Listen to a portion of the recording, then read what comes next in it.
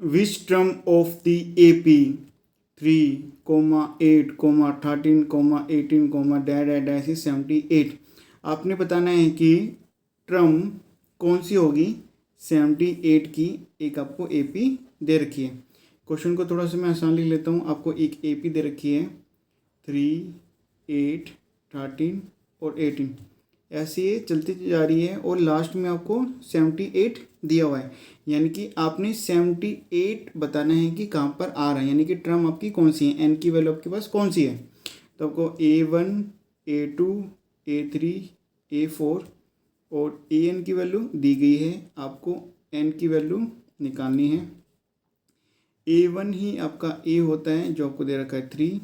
D निकालेंगे, D आपके पास होता है A2 माइनस A1। A2 आपके पास 8 है, A1 आपके पास 3 है, तो आपके पास आ जाएगा D 5। आपको AN का फॉर्मूला पता है, AN इजकल टू आपके पास होता है A plus N-1 D। AN आपके पास है 78, A आपके पास है 3 प्लस N की वैल्यू हमें निकालनी है, D आपके पास आया है 5। सोल्व कर लेते हैं।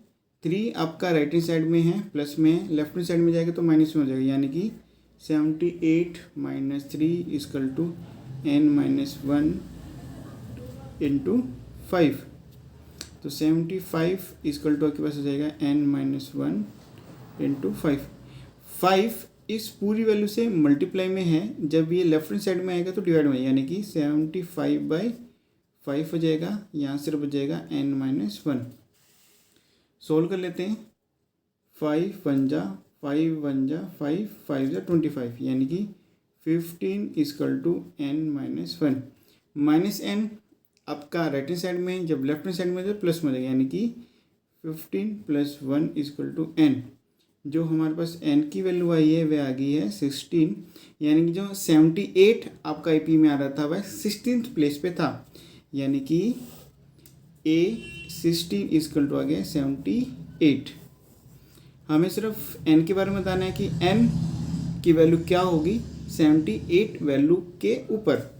तो हम अपना मेन आंसर लिख सकते हैं, 16th टर्म आपका आ जाएगा मेन आंसर।